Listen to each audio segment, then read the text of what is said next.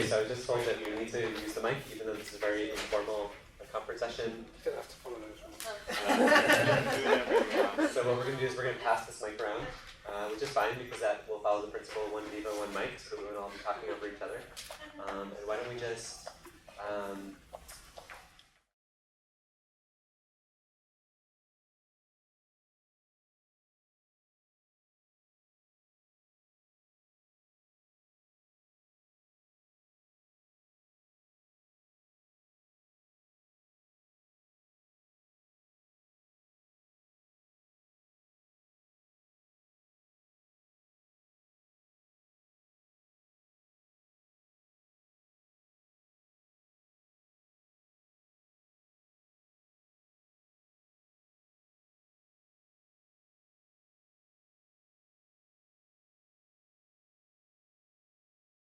try out Lumio.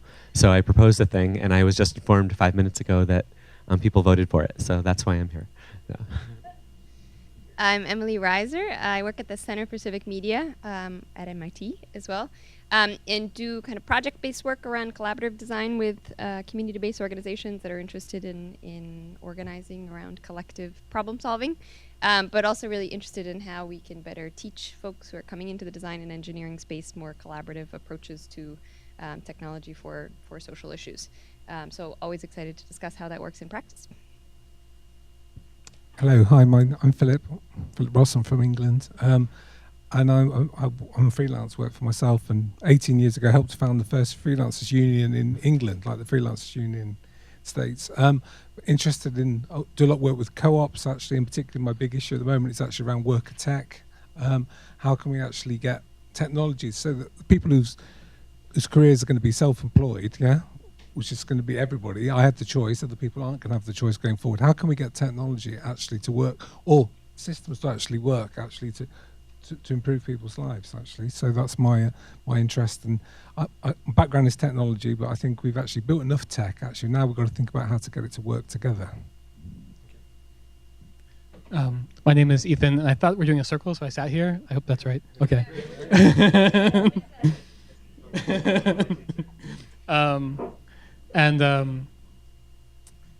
I went outside because I was really hungry, so I'm going to be spacey for my intro. But I'm part of Collab Co-op, and I'm really interested in this process, in this topic, because we worked on a project called upandgo.coop, which was a co-op serving co-ops that work in various services, home cleaning, and others in New York City. And we went through a design process. We kind of integrated some rapid prototyping processes into working with co-ops, since we faked it. And so I'm excited to talk about it a little more formally. You just introducing ourselves. Who are you, and what do you work on, and why did you come to this session? Okay, sure. Well, my name is Susan Stewart, and I'm a user experience designer. I've been working in tech a long time, nearly 20 years. I started out working at a big design firm in Ohio, and then I went to Apple.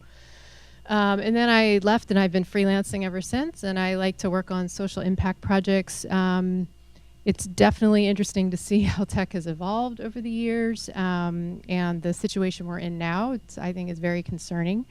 So I'm just here to learn what other people are doing, most of all, see if I can help out. But I also have some of the ideas of my own of well, a more socially equitable Facebook, for instance. I really feel they haven't gotten the user experience right, and I feel that's the case because of their model. I really think that the traditional corporate business model is not serving a social system, which is what they've tried to design. And I think the co-op would be a perfect model for that. And I know there's people who are doing other things in that space, but I see opportunities for other ways we could do that too. So that's me.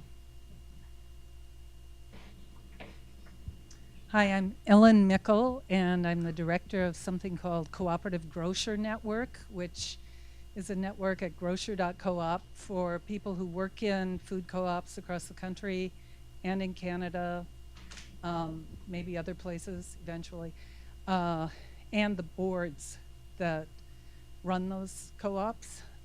We publish a magazine 6 times a year, and we have a public space where we inform people a little bit about the world of food co-ops, but then there's a private member platform behind the scenes where we share resources and have conversations with each other. Hi, everybody. My name is Michelle Kahana, and I wear two hats at the New School. I'm a faculty in the Management and Urban Policy programs. I'm also Associate Dean of Educational Innovation. So we, my interests and other colleagues very much is about the future of work and the implications for organizations, people, and also higher ed. Because I think that there are huge implications for how you deliver education and huge issues around social justice as well.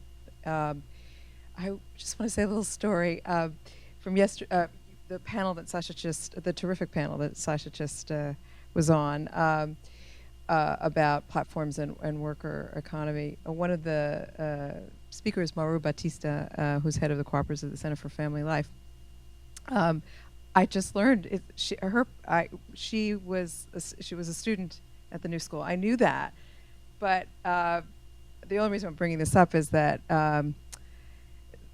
we are so committed here to really,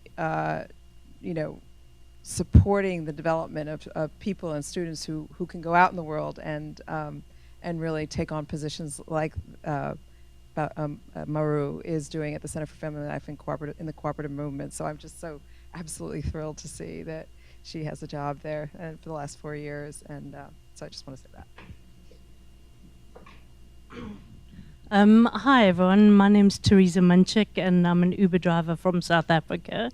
And I'm just really tired. I've seen firsthand the absolute exploitation and the way Uber is wrecking, people's lives.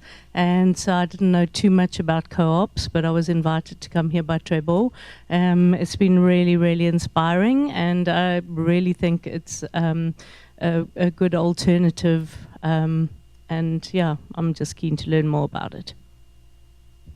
Hello, my name is Anastasia Olds. I am an IT strategy consultant. I work for one of the federal consulting firms in DC, and I do innovation, strategy, crowdsourcing. One of the forms would be hackathons. Coming here, looking more from the empathy standpoint and design standpoint at all of this and how crowdsourcing obviously touches all the people, but trying to see a little bit of a perspective on the designing co-ops as well.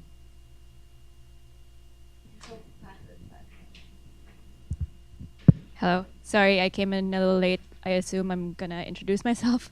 Hi, I'm Lorena. I am a UX researcher, and I am working on a platform for studying health conditions in New York.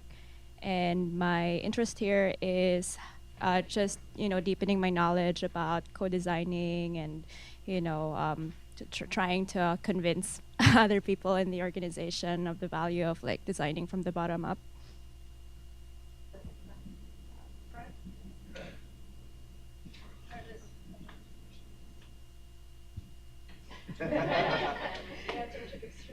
Oh, hi, I'm Sharon. I am pretty new to the whole idea of platform co-ops. This is my first time at this conference. I work in tech and kind of project management, product management, and I'm also an artist and just interested in activism and stuff too. Why did you come to this session? Oh, the session? Sorry, I'm late. So I was just, well, I saw you speak in the last session and thought it was interesting, so.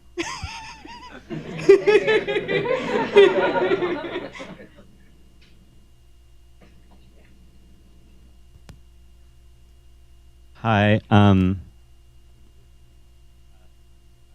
a researcher at UCLA, and I normally study the history of the New York Stock Exchange or financial markets and their design. And I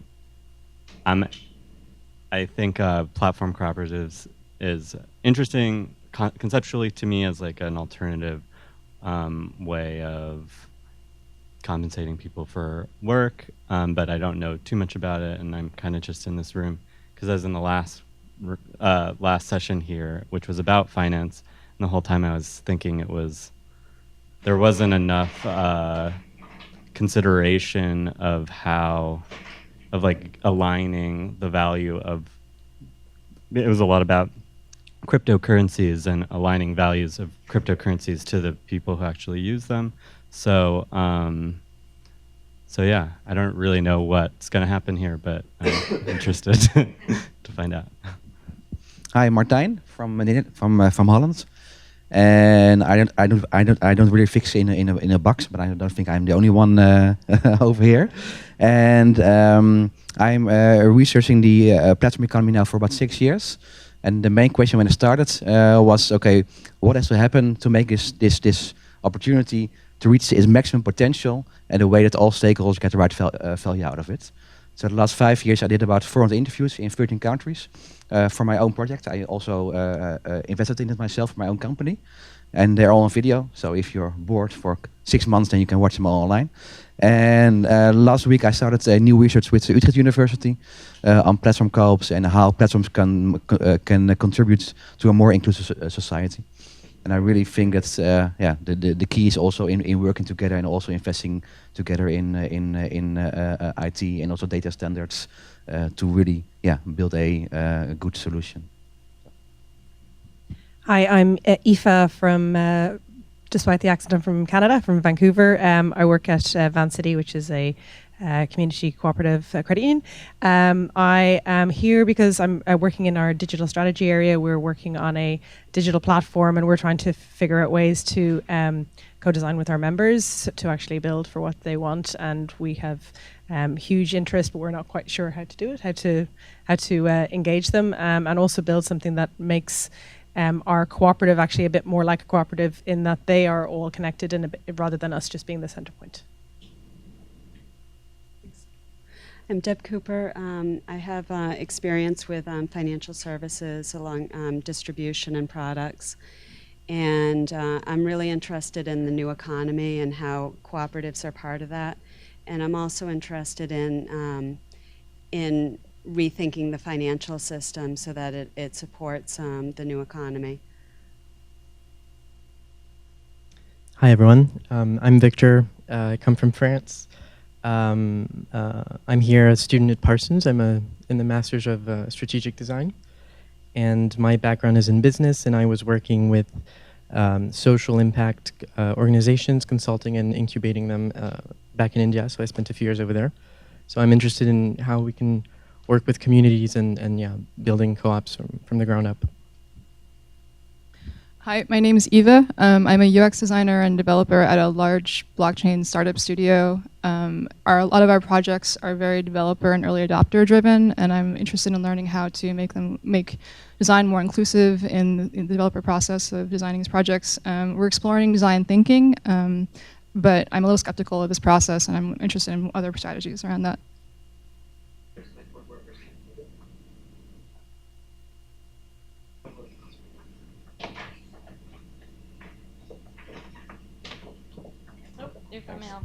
I'll join you. I'm Jesse. I'm an architect and a writer and designer. I work at the architecture school at Columbia University as an editor, but I'm leaving to start a publishing house, publishing architecture and design, and I'm interested in making it a co-op model, both for contributors, authors, and audience. And went to this conference 2 years ago and was inspired, and I'm inspired today.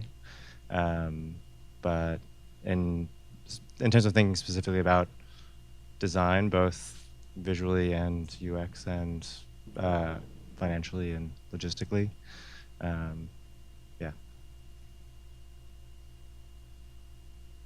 Okay, so did we get everybody? Yes. Okay. So when are we supposed to end this thing? How long do we have? 5. 9 o'clock. I think the last session starts at 5. Okay. So Yeah, I was thinking it might be good for us to actually kick off with, because this it's been a lot of presentation of a lot of projects. We've heard a lot from sort of around the room. So I thought maybe we could start by doing a little bit of small group stuff.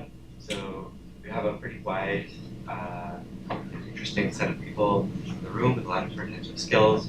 But my plan for this session, such as it was not so much to just like talk to you about like how I personally think about co-design and collaborative design, but start off by having folks maybe get in groups of 3 or 4, spend maybe 10 or 15 minutes just kind of discussing what you think about when you think about collaborative design. If it's something that you've done before yourself, then share some of that experience. Maybe come up with a couple key questions that you'd like to bring back to the rest of the room about co-design and how to do it well.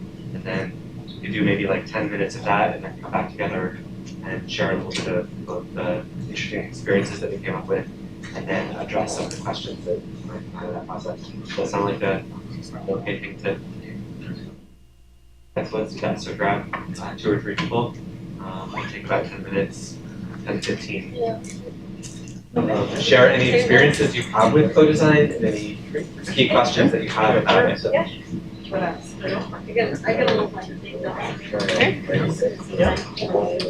And maybe see if you can have someone sort of take some rough notes. Would be nice as well.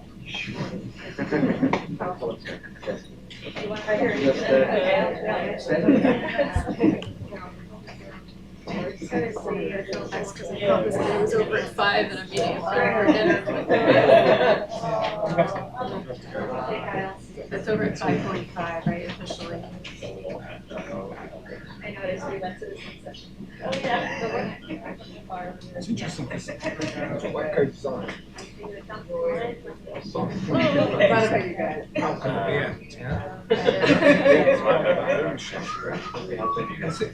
Stop thinking about technology now. You say you thought about a housing project. You build that. At the end of it, it feels they're living in it's their community. If at the end of that project people are living in a community that still think belongs to the builder, the project is finished. You don't mean because they still think this place doesn't belong to us, it belongs to someone else. There's also then your project's been a success. And it's actually the same with technology project. You do technology projects, you know it's been a success. At the end, they can ask you to come back and change the system, which is the only thing we want to do. If it's failed, you come back and actually they're asking you to fix your system because they're using your systems. It's all about that. Collaborative design, I think it's about that sense of ownership that we have. So it belongs to them. It doesn't have to be the perfect solution, but actually that's what you want to acquire. Even if it's still like go into it, just like that's my opinion.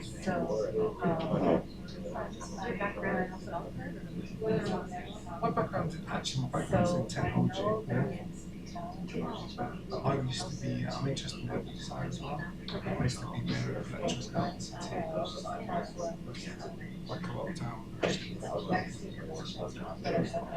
looked at the ideas of actually why was it lecturers being called to it's actually deciding on the town like today.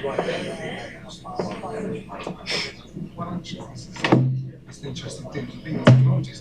Actually, software systems we've done that really well. That's when users think it belongs to them. Yeah. Once it fails, it's when they're still using technologies. Create a place. It's a safe place, and that's a sense of belonging and ownership. It's all, I think, such strong elements for you. The ways you do it, like housing design, really show it. It's where actually people come together and they can design what they want.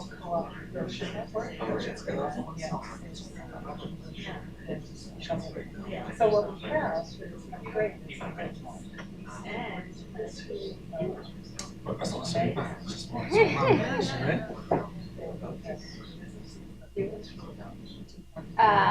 I agree with you about the ownership. I think I did not come from a technology background, but I do development now, but came from a collaborative background of working with folks that create technology and thinking about technology as being a tool as primarily a process. But to get people at the table who aren't generally at the table, don't generally have access to tools, but thinking about representing issues that they want to be representing and protagonism in a different way. I think that's why I got excited about media and technology, was that ability to have folks at the table representing when they're usually positions of being represented with their issues being represented. And so I think I do project-based work with groups coming in, developing long-term relationships for years at a time to find out where key challenges folks are trying to tackle and building systems with them in service of that, but very much ideally systems that then live within that organization or that group of people. So very targeted design in certain ways, which makes the design process very easy. It's very clear kind of like who are the owners, who are the owners of that system. And it's not, I feel like it is both a sense of ownership, but also literal ownership of that system. And I think it becomes very complicated when you're talking about much broader technology, where your sort of community could be an extremely diverse set of folks, geographically dispersed. I think that's challenging, but for me, the thrill I get out of that process is the process. Like, it's not the enforcement of the actual product. The product is in some ways, representing what that process was, but I do think of it primarily as an opportunity to build relationships, long-term relationships, opportunities for deep listening and humbling for folks that are on the technology side. I still don't identify primarily as a technologist, but also kind of that provide that mediation for folks where the technology is not social is not a primary language, and I'm interested in that tech, but there seems to be great value in that built relationship and kind of awareness that's developed on both sides. And what I found challenging, I work at MIT now, I work through projects through MIT, and I think what gets tricky is when you're trying to balance like the institutional weight of seen as MIT projects or represented as MIT projects, and I don't see the process that way. And so thinking about how do you negotiate the narratives, the story that is told about that technology, and making sure that that story is in line with the values of the process, and that we can do all of these different things with the folks that were on the panel with Sasha and Sasha in the last session, thinking about yes, the actual ownership of the platform. There's credit for the platform and these narratives. There are all of these different components of how we really distribute risks and benefits in the design process. And I think there's so many people talking now about co-design and communities and collaborative. Like, this has become in the past 5 years very common terminology. Talking about it, I think I'm really interested in how do we hold ourselves and other people accountable for what does that mean? What explicitly are your values? How are you putting your values into practice? And how structurally those values get represented when you leave in terms of governance, credit, narratives, and all of these things. And I realize it's tricky when there's institutional egos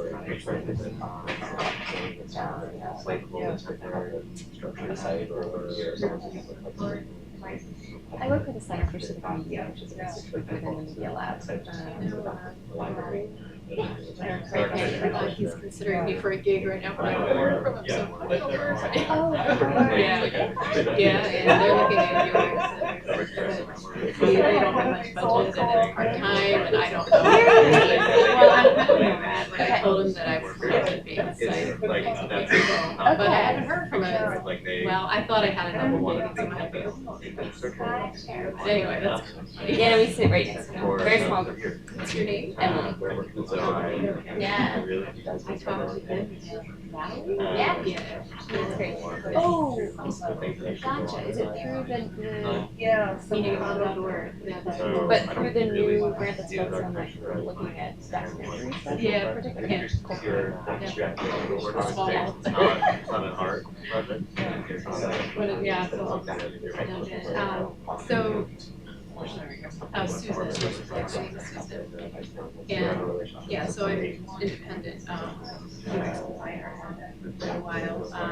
But yeah, I mean, early on in my training, my experience in work, I learned about inventory design and pioneered the field of standards. And it started coming up with techniques for sitting down with users and actually, whether it's designing space or a digital thing, letting them sketch and create little mini models that don't supposed to be taken and copied and into our designs. Setting up. We're supposed to provide more concrete inspiration for what they really care about. So it was just another thing. So that's kind of my familiarity with design, but it's definitely when you talk about design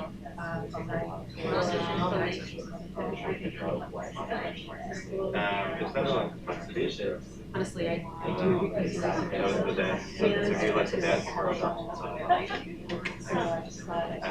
come in here with the lecturing and when you're talking about maybe talk different languages.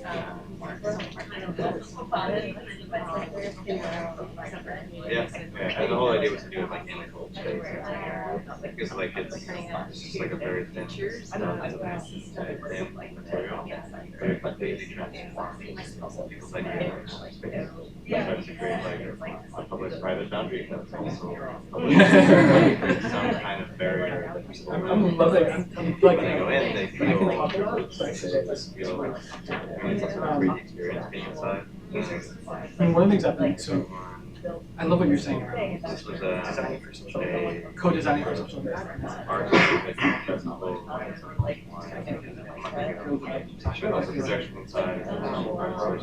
One of the things I'm very aware of here is like there's lots of folks who will kind of like shop their platform and something feels like and this one was designed.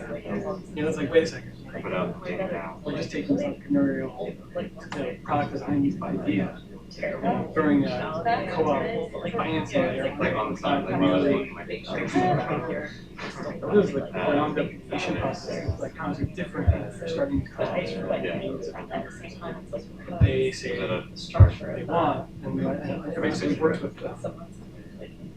See about the Go project, we were deeply involved in the community of co-op, house cleaners, and seeing we also had a big funder, and so we're always balancing these kinds of using like MIT with perception, but also like what are the stakes, the background, like all stakeholders aren't having this that's why they're cool and financing and impact of the decision.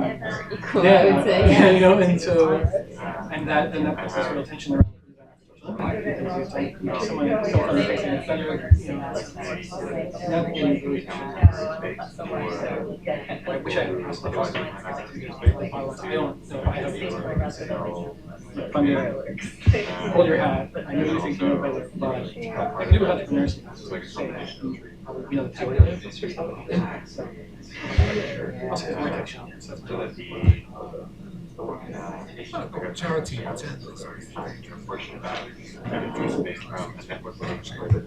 that's often the approach. Or like for other people to use, then also part of it would stay. So if you've got children, you have to let them make mistakes. And on design, we say, no, you can't do it. And then you stop them making any decisions at all. Sometimes you actually have to let them make mistakes to get things wrong, and then actually like co-design process actually better. As professionals, we'll be able to make it harder. I do think actually, as a freelance myself, actually going around to the co-design or projects, one of the great things if you come in as an outsider, you don't know this person, any professional is just focused on all over on the project. And actually, I think co-design because everyone's waiting. Because if you actually work there, Swedish. part of the first and they're in especially useful. And no, and everybody, all respect to every economic there's no one to again for you.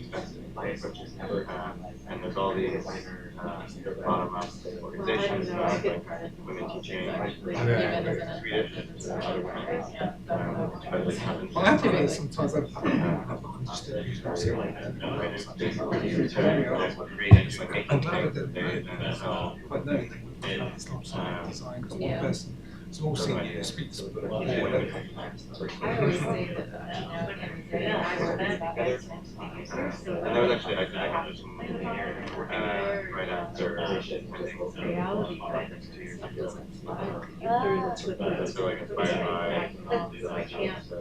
inspired by and it went from sense like literally in the conference and we can really feel lives and we were struggling with what you just from Yeah, it feels like that, this type of negotiation with funders in particular, and I think easily the co-design also in a paternalistic and idealist way, and it's almost even more dangerous because we're like cloaked in this protective language of good intentions and participation, and that almost, I mean, it gets under my skin much more than people explicitly with their values that they have. So I think I do have a lot of concern of like, what does that actually mean, and what can we stand behind? So that, but I think at least for us, it's very important we bring on funders at the beginning to be very explicit about what our values and process are. And the vast majority of that the time that means you can't say what you are going to deliver exactly, which I think is extremely challenging. And you need to have funders who are both flexible and have some sort of trust in you,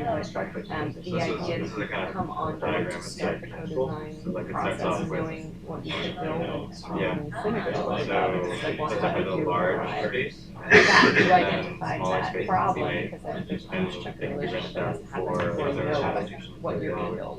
Not just what it would look like, but what you actually need to build. So I think a lot of what I've seen my role in this project team is also education on the funder side about social change, like what is the plan, what's a realistic time frame of that, what are metrics that you are asking for grantees or fundees to be responding to, and are those actually going to change that you want? So a lot of the time we're looking at is long-term changes. We're not talking about metrics you can measure in a 6 to 12-month time frame, but also kind of trying to shift funders a little bit into processes that they see are valuable that they're willing to. So I think if as institutions or individuals or projects are able to clearly state what our values and process are and try to get like-minded folks on board, then the process becomes a lot more flexible, I think. But it's also really interesting to see what is the range of the spectrum of what folks consider design to be. Participatory design initiation is very much like it is not user consultation, it's not even user participation and ideation, it is actual shared power in decision making. And that is not happening in spaces, even in spaces that are using co-design workspace communities. It is ultimately consultation where information is brought back and decisions are made based on the expertise of the designer and the developer. And that isn't co-design. And I think co-design is extremely hard to do in practice with timelines and with different priorities, but concerns me are slipping in language because that is ultimately paternalistic still and kind of. So do you see designs actually being tossed between different people? They take it over. How does that work? I mean, if it's not. Well, what you were saying, like the method that you learned, have users create their designs, but they don't actually use what they create. We use it for inspiration. But so, what do you think? I mean, I think it's a much longer and messier process of like, yes, that is included, but then the people who are the ultimate stakeholders or beneficiaries like participants also should go through a full decision-making process of like getting from there. And I think the designer and developers are a certain type of expert within that room to be like, okay, given these three, I think, the way we know how to build systems, this would be really hard. Like, it's still, it's some of the input into the system, but I think it's actually really hard to achieve that balance of power and decision making. But I think we need to be trying a little bit harder. I think we need to have really good standards for what we're letting pass into space, because I think the implications of being inclusive and calling it collaborative is kind of cloaking a lot of the power dynamics that are there. And I don't have good answers procedurally for this, or how we actually pass this off. It's like you can trust your own values, you can trust to a certain extent the relationships that you're building, but I am really interested in how we really look at how decision-making power shapes up. Consultation. I'm happy to make some participating budget. Sounds very good. I'll ask the people. Actually, it's one thing to ask. So you say, what do you want to spend the money on? You want to fix the church roof. And actually, so let them choose. Actually, let people choose. Winning my day job today. It's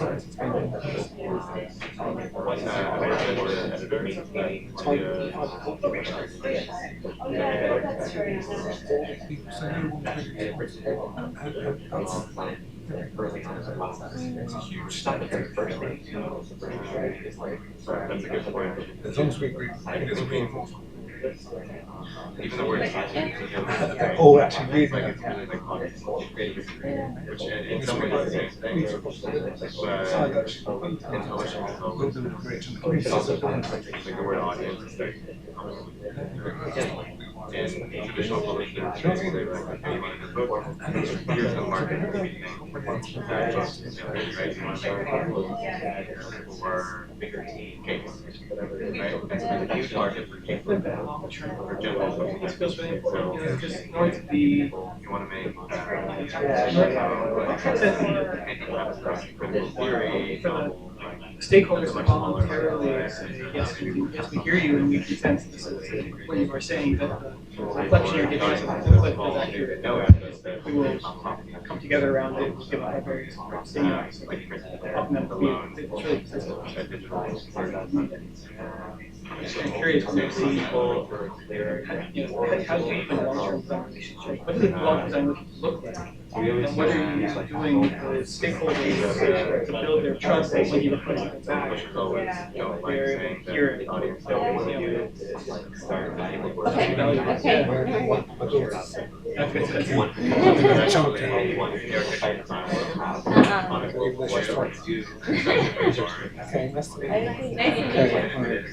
think that's super important and really hard. And I think that's actually it's yeah, it feels like my experience with personal relationships. I feel like yes, how I approach my work is a function of my personality, yes, but I feel like it becomes like a great personal consequence to me as like, yeah, collaborators are become friendships for me in certain ways that outlast the scope of the project. I think like one of the things that I struggle with in classrooms that I'm kind of trying to get design engineers to think in a little bit more nuanced way about how technology does and does not address social issues in different ways, how can you do background research, how do you map out an ecosystem, how do you understand different stakeholders and who's been working in the space already, that's the thing that different participatory methods to okay. But yeah, I think it is ultimately because I think the way I approach work is exciting. I think a lot of that trust comes from foundational relationship that comes off of demonstrating that it's more than a work contract. So it does spill outside of work hours, and I don't know any other way personally to feel like I'm doing the work with integrity other than having it be a very blurred line. And I think that's conceptually outside of how a lot of folks want to approach their work. And I'm not saying that everybody should be approaching it that way, but yeah, in my experience, the only way to do that is to demonstrate an investment that it is beyond some sort of abstracted like you have specific things that are behind that project to get, even if you think it is that project is a service of that group, it's still like we're here for a work function. It's this. I don't know the best way.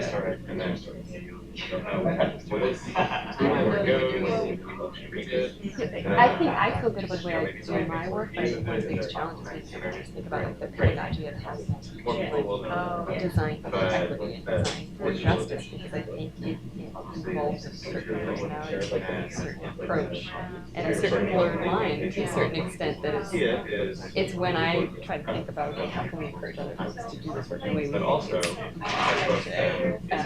then it becomes messy. Like if it's just me doing my project work, I'm like, scale to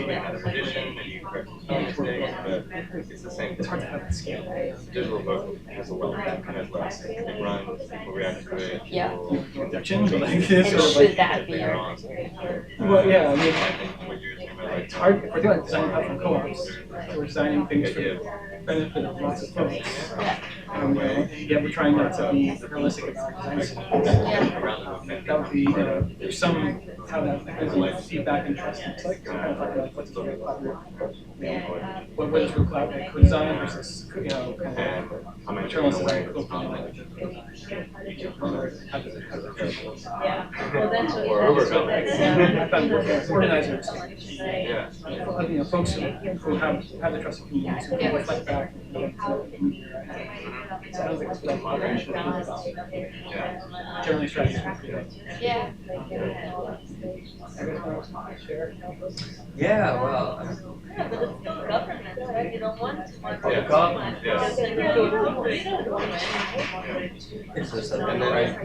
then what Can you tell me about if we've had any kind of experience in co-design, what that experience is, and some of the questions we have about it or issues we come across?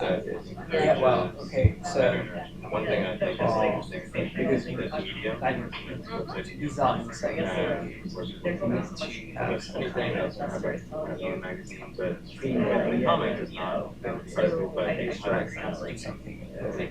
So to have this thing, you need to, if you are civil and you disagree with the final product, like you need to find something to take decisions. But actually, my point is, you don't really need to take decisions because if you disagree with them, you could just work it, do your own thing, and then push it into the system. If people disagree, they will say, hey, your design is good, but I think you're missing that and that, and we're all working on that. And actually, the system online, the work method online is everybody do what he wants to do, so that they could work together. Classical work together. They could do whatever they want, and if someone disagrees with someone else, they could just do their own work and see at some point will merge again because they will work on their thing and they will find some but it will merge and get richer. My point is, we don't even have to take decisions, but we need to be also transparent. Hey, I'm doing that. I'm doing that. I'm doing that. And like, if everyone knows what everyone is doing, they can help each other, and it will create a lot of cooperation. more than actually being able to push seek collaboration. Like we're gonna do that together. In fact, if you leave freedom to your system, people will be cooperate together. That's on labor is emotional labor would have to in some way be kind of research that somehow through like the one you are trying to work. Yeah, I think that's interesting if like all of the collaborators have the same skills and power in terms of development. It's interesting when you get into talking about people who could be essential users of the platform, but users who don't know how to code or can't report something and develop it and submit a pull request and things. You end up having very skills to contribute. So the only way to contribute in the decision-making process is knowing development. It means that there's a whole group of folks that we are excluded. Oh, you mean the system I described? I mean, when I say fork, I don't talk about code actually. It could be drawing, it could be text, it could be anything.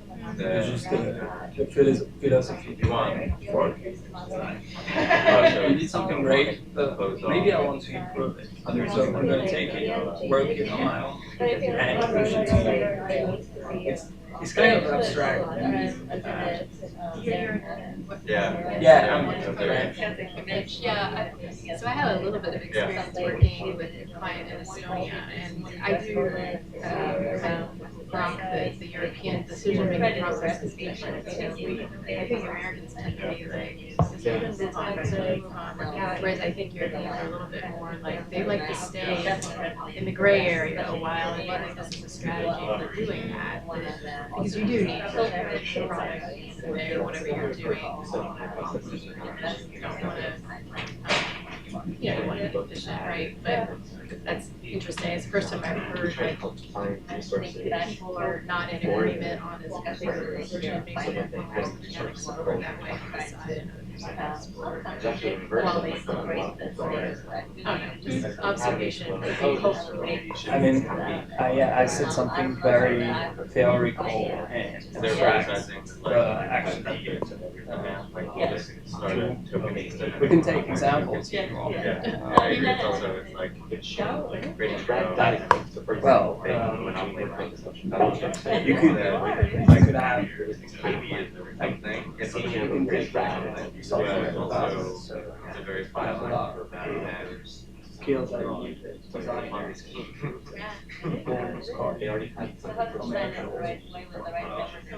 goals, and actually the system is just have methods, like how do you design the thing? And in our system we design it like that.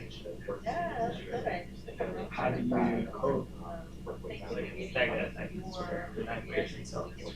So if you just put methods and just work on everything, like you put materials, like this is the method to talk to organizations, the method to talk to staff, co-ops, people.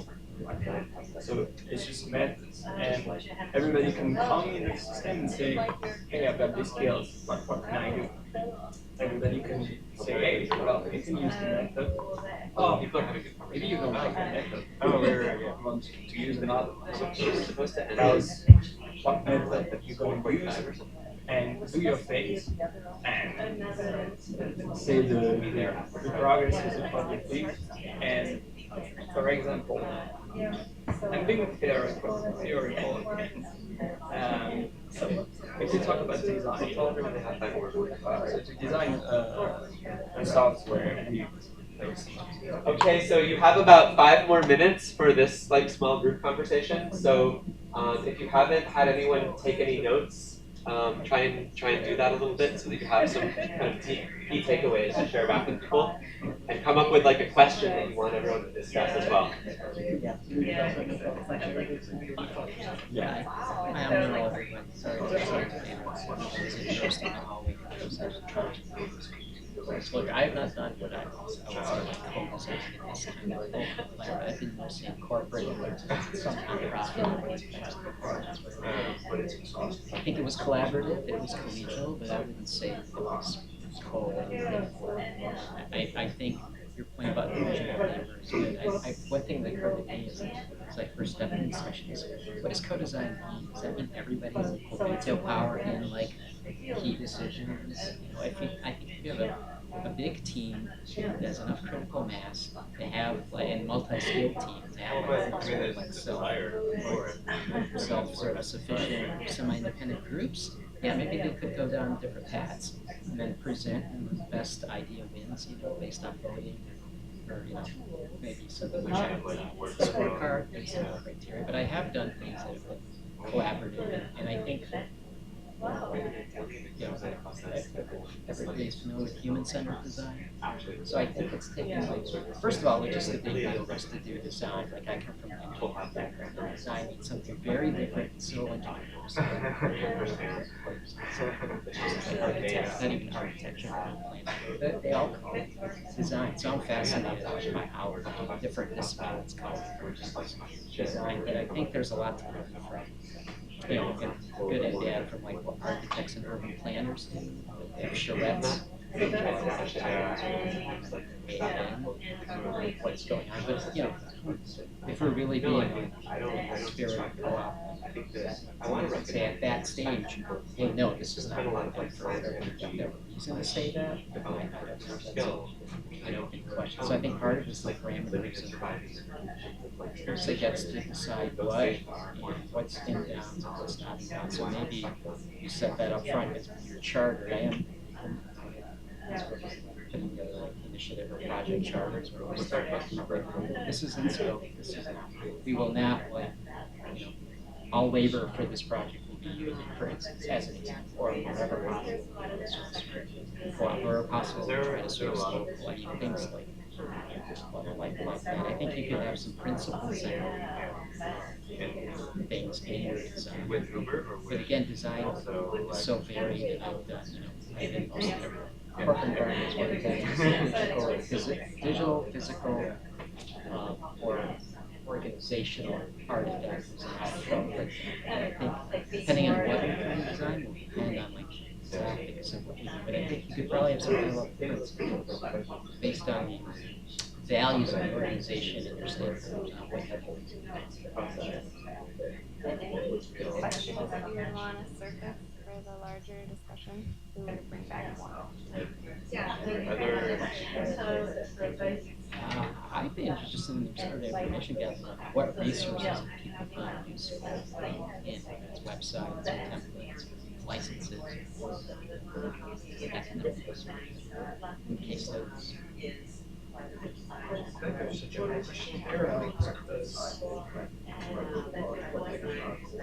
What are the power relations in the design process? You know, is it veto? Is it forking? Is it just general question? What is the power? Yeah.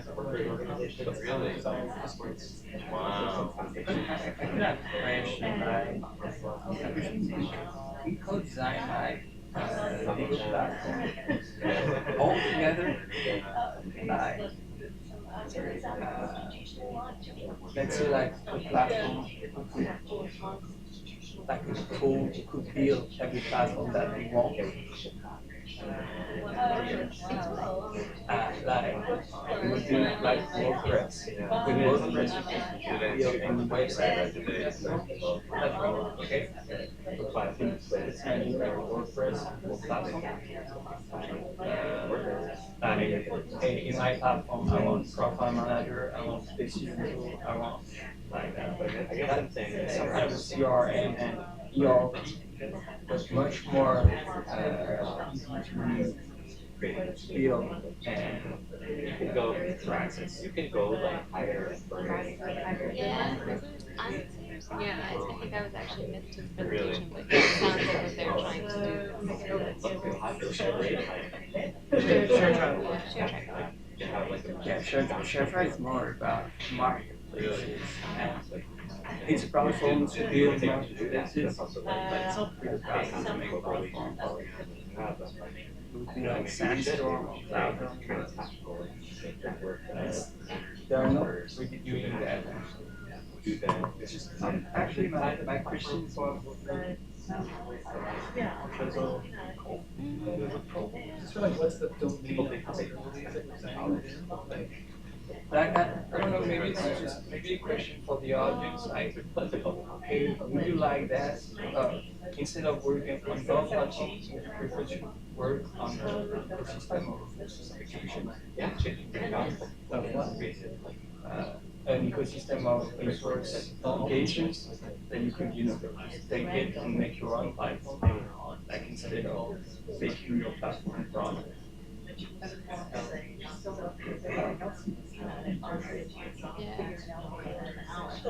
a really interesting question. There's so much promise in shared resources, and yet then that takes that scaling question of like how do you actually take impact on all these different stakeholders and kind of multiplies it, because then you have lots of stakeholders, all of them could design their own thing. And they're trying to pull you, and we're actually, this is like a very real problem for us right now, where we're designing this platform called tech, and it's like your answer to a few different stakeholders, and that's really tricky. How do you really fully involve people when you have maybe competing different priorities? With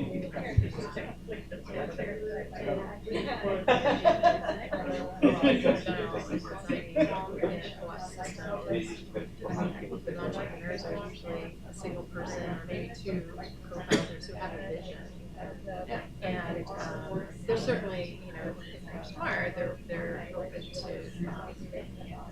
flexibility and of course for stakeholders and particular users. But I'm coming from like an artistic background. I can understand the importance of vision, and if you don't have it like that essential focus on what you're doing, it's going to be great. So I think too that like one of the virtues of a small firm is because they're so small, or the person who's making it huge, they can move faster. To what purpose? I think It's just like whose vision is it?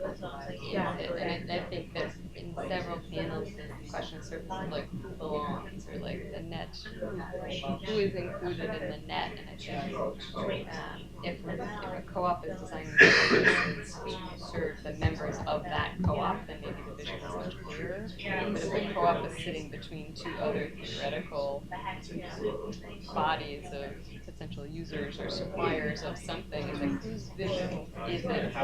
What is the role of representation? What representation is adequate? Speaking on behalf of whom, I mean, I think it's complicated with complete vision. But I guess maybe a parallel would actually be officials to represent the consensus. They report back to their constituents. They make but they still they should, right? They should. But there's no official rules on like town halls or like manuals or stuff like that. Yeah. So they don't have to in a perfect world. President every person's not going to agree with it, but trying to take some direction or whatever. But I think that is perhaps the fact that I vote for you. Whereas I think there's a lot of like voluntary, like I will represent this group because they're not being represented. Like, it's just like But I mean, you're elected officials don't. They should share with us. They should they're to represent the public. But anyway, I just thought that. That's a really hard design problem. I heard this all the time. Like, she came out of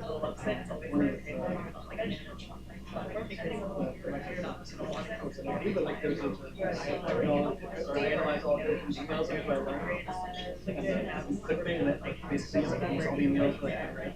And I guess it's scaling problems, how you actually gather position input, actually synthesize it into policy, and actually really all the large conversations that we've solved. And I feel like the question for me here is like, can you do design without social relationships? A lot of what we try to do is we operationalize these things in like a project business context. Leave off kind of social relations. New Hampshire, because the whole districts are kind of so small. Yeah, they have huge. ratio of reps to people, and there's a much different feel. Like when you walk into your grocery store, they're going to know if you're that person's rep, they're going to know it. They're going to tell you to keep remotely. Just kind of Yeah. And if there's always a potential swing state, take that from that what you build. I never reply to my email. I always wonder if they're reading it. If I send them, they should send a reply. So if somebody's getting it, I don't know if they're reading it. I think that question of like social relationships is really interesting to me, but also like what is your proximity to an issue you need to be in order to work on it responsibly or well? Like how affected, how directly involved with those affected, like how deep do you need to be in it in order to have a right to be working on it or to be able to work on it well?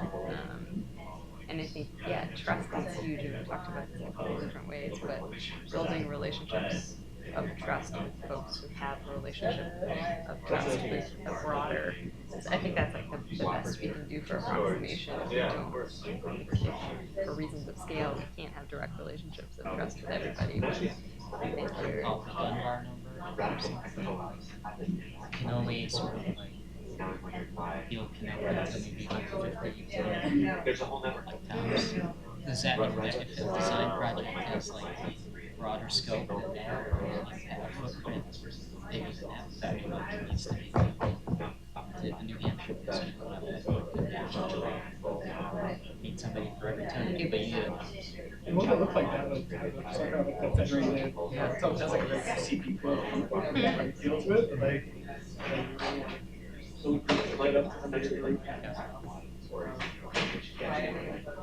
you can almost see that kind of working as like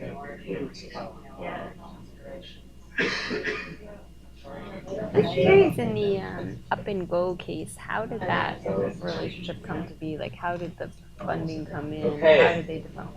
So finish up your last thought, and maybe we could like reconvene back where we can hear one another, and we can do sort of quick report backs. So you guys can come back down to the front of the room.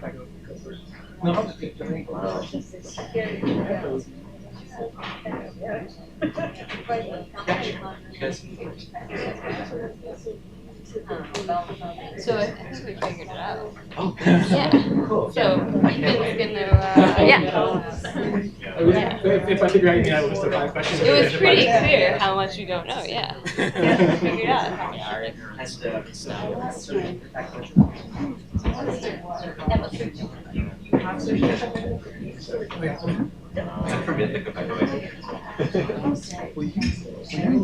Opening tomorrow to help facilitate a space of vulnerability. That's my question. What? I'll talk to you later. No, because I'm having brunch with my sister. So Ethan's gonna start. Okay. So we had just a really wonderful discussion, and Emily helped prompt us towards the end with about asking like key questions. I'll just share some of the key questions that came up.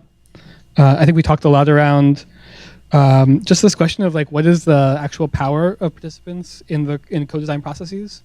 Is it consultation versus veto? At what points does it kind of risk a certain kind of paternalism versus really empower and lead to a real form of ownership? Everyone kind of brought up the experience they had with related methodologies, so whether it was agile, participatory design, human-centered design, and we kind of explored a little bit around like how they relate to co-design and collaborative design. And we had this question around a lot about stakeholder power, kind of goes up to the first one, but especially if you're working institutions, how to navigate different just like complex power relationships between stakeholders, then also what that might look like as we're trying to design bigger systems, maybe interoperative ecosystems and not just individual things. How do you then navigate stakeholder power within single stakeholder groups and then trying to work with other stakeholder groups as well? That's really tricky. And towards the end, this question around like how involved, how much relationship connection do you have to have? Like, do you have to be friends? Like have a really strong social connection with co-design participants? Like how much social distance maybe makes it not responsible to be kind of a design facilitator or kind of have a key articulating role. I think, yeah, there's a lot. It was great. It was great. Who wants to go next? Just pass it to you.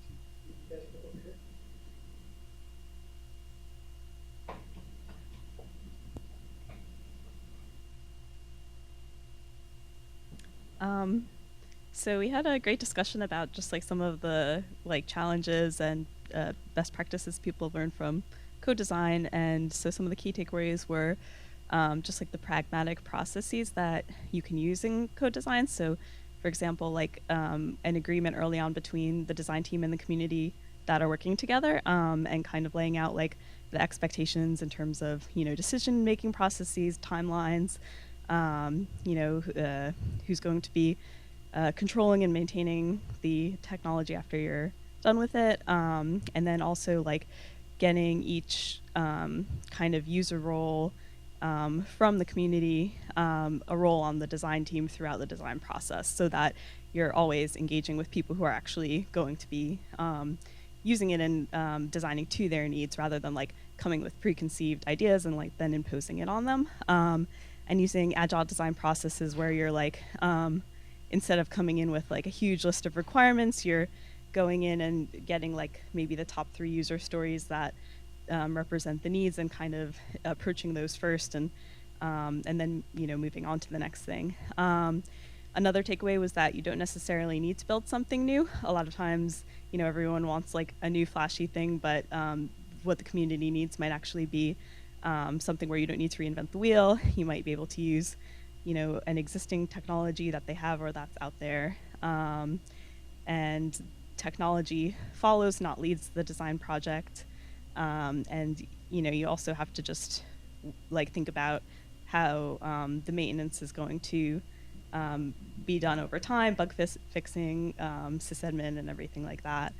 And if you can, leverage existing co-op infrastructure to meet some of your needs. If you can find a solution there, like things like Rise Up that have been around for a while and might be able to help you. So those were kind of our things. Did you guys want to add anything, or that was good?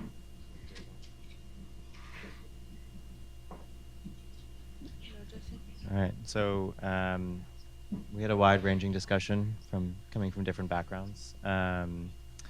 Touched on a few different things in facilitating things like hackathons, where there may be an organization or entity that's like initiating it or sponsoring it, and wants to have control over the process. That they like step back and understand that process should be open-ended, and that the results would be better potentially, and more unknowns could be explored if they didn't necessarily know or having a preconceived idea of what they wanted to be the result of it coming in. And talk about kind of user forums and engagement, and also like communication systems in 2 examples. One is organizing with Uber drivers in South Africa the kind of tactics that the platform uses to have drivers not communicate with each other, to not share information, and essentially like sort of be aware of the violence that's happening. That and very complicated like social dynamics as well. And then also in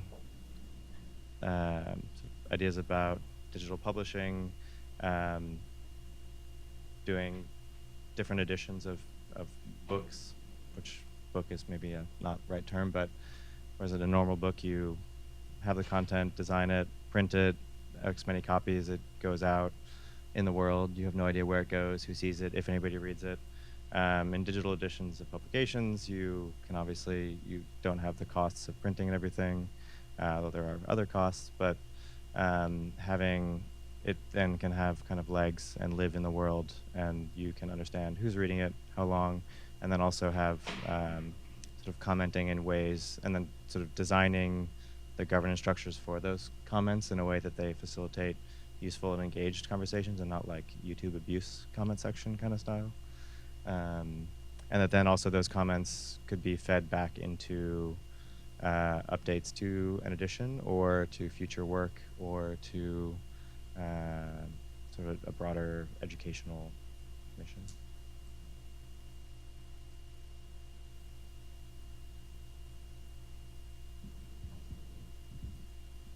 Okay, let's see. Some notes. So one of the things I think we agreed on was that we'd like to know more about different participatory design tools. We talked about participatory research versus an ethnographic approach, where you're building the question with the community and how that's important. Innovation comes from the edges, and it can be a problem if you're too centralized.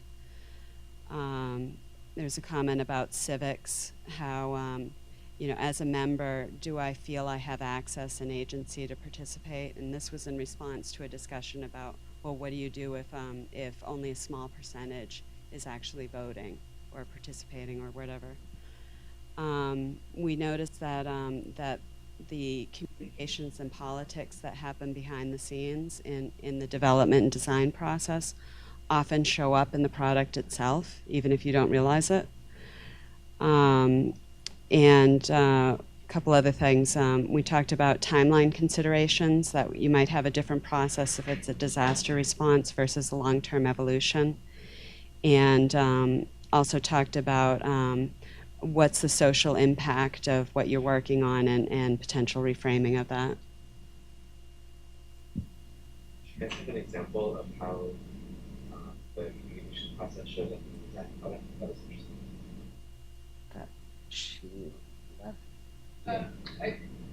We have a lot of projects in my company, and a lot of it's developer or biz dev sales guys driven.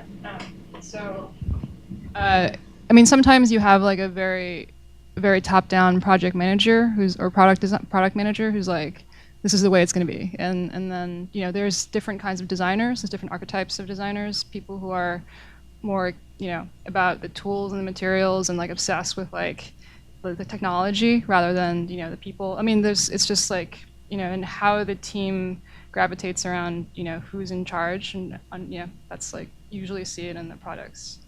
And I mean, in Silicon Valley, I think you see sort of like things like SEO and A/B testing driving things versus like and marketing tactics. So. Did anyone come up with any specific questions that they wanted us to discuss? The different types of participatory design tools. There's a question. Yeah, it was a question. What are different participatory design tools? Cool. So maybe in our last 5 minutes, we could do very quickly. People could popcorn different types of participatory design tools that they find useful. I think it's really useful to have a group of people in a room and to come up with the user stories together with them. Not just people on your quote-unquote expert design team, but people who have lived experience and are working in the domain area the project is about. And by user stories, I mean very specifically like the Agile user story where you've got a card where you've got like user of type X wants to perform action Y. And if you want, you can add, using tool Z. But so like, I'm a co-op cab driver and I want to be notified of a person who needs a ride who's near me. That could be a place where you can start with user story. So coming up with those together with the end users early on in ways that are very short, clear, written in sort of very plain language, rather than starting from a very detailed, long design specifications document, I think is one of the most valuable techniques in the collaborative design process. So you can then look at those things together and say, well, here's the 3 most important of these. We're going to solve for these first. And the first prototype that we're going to create together is going to be focused on maybe solving this most important user story that we decided together. So just to recap, you said the user, the activity, and what else? There's 3 things. I mean, it's really the user and the activity. If you want, you could specify with a lot more detail. Like, so you can break down broader user stories into much more like specified ones. So like, when I'm the cab, I'm the co-op cab driver. When I open the app, I want to be notified via this type of icon that I have a new rider waiting for a ride, and that will appear on a map. So you can get like more detailed about it. But when you start, it's like basically like what is the thing that the person wants to accomplish. Just to build on that, like what I think is also helpful is for not only the user and the activity, but then for purpose, like what. So in theory, it should be some of the higher purposes or roll up to the higher purposes of the organization. Yeah. Yeah. Other participatory design techniques that people like found valuable.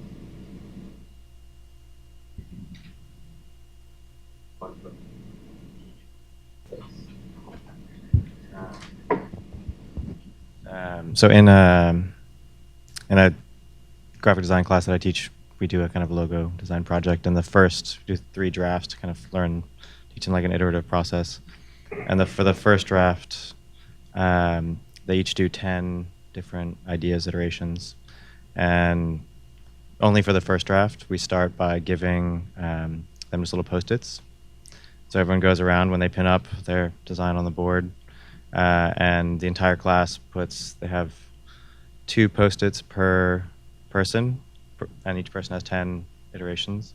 So then you have a very quick visual, at-a-glance representation of what everyone gravitates towards the most.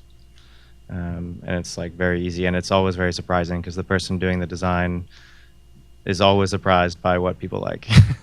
And people who put the Post-its on, then also in the kind of critique feedback afterwards, communally, like sometimes then disagree with what they put a Post-it on, and then it generates an interesting discussion about why.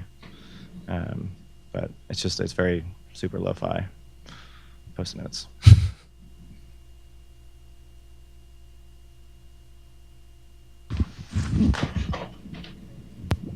So my team is spread out all over the country, and I'm just curious about what kind of online tool you might use to facilitate a meeting.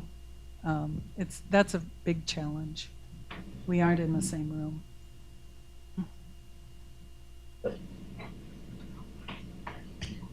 I haven't used it. Maybe some of you have, but there's Mural, which has become pretty popular for remote collaboration, and it's kind of this virtual space where people can put up stickies and make sketches, and it just can be like very rough whiteboarding type stuff. I think it goes deeper than that. I haven't used it myself, but it's called Mural. I think it's mural.co. Yeah, that's a good question because I work with a lot of people remotely too. I'll mention a couple other things that I don't use on a regular basis, but I have some experience with, so you just might be interested in them. And one is just allowing users to design using very simple tools, whether it's stickies or pre-cut items, lines, and shapes, and moving them around. And it's not so much that you're getting users to give you the final design, but it's another tool to help them articulate what they're thinking as they're going through their journey of whatever you're trying to solve for them.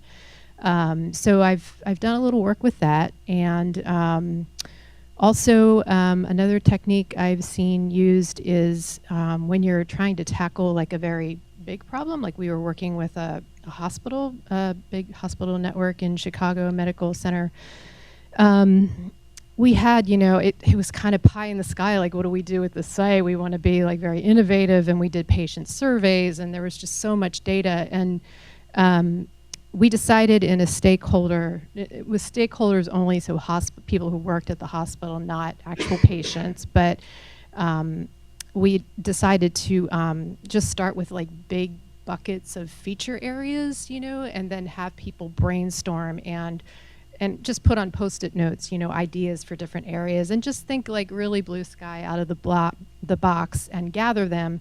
And then you can kind of just see on a wall, like, okay, here are all the possibilities for like secure communication with your doctor, and choosing special services when you stay at the hospital, or like whatever it is, like whatever were the big bucket areas for features. So that's something else. Of course, there's personas, but I've never done personas with users. It's maybe would be kind of weird to have users come up with personas of themselves. I don't know, or maybe not. But so those are a few things that I've done. Kind of related to building off of user personas with users, I think I really appreciate at the very beginning of the process trying to identify what sticky points are, challenges are, the shadowing process, or like to the extent to which you can be immersed in an environment and understand workflow from the beginning. I think it's often very different when folks are recounting it than it is actually being there. So if you're able to be present in a space where this process, whatever process you're looking at, is happening on an ongoing basis, if your presence you think would disrupt that process in some way, having folks keep like diaries or journals, and some people record like quick voice notes, like to really understand somebody's process from the very beginning of something, or before, you know, a lead has developed or something, and how do you carry that through all the way through. But I think when people recount what their challenges are, it's often very different, I find, than if you're actually present watching that process. To the extent to which you're able to participate in it, it's great, but having people kind of keep a diary, whether that's voice or note of an entire process, I find is a great way to kind of get a user story from a direct user.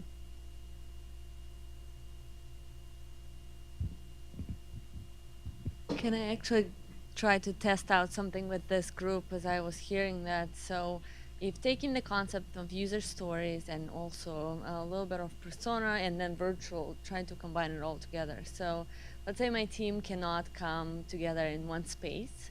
A lot of research and empathy work has been done up front, so then two people already are somewhat in position to write out those user stories on behalf of users. I know not ideal, but at least something. Do you think it's valuable to post those pre-written user stories based on prior research and let people vote, but virtually in a time box? Would that be useful, you think, or is it still best to bring everyone in the room? It might be worth at least having feedback before you do the voting of, is everything here?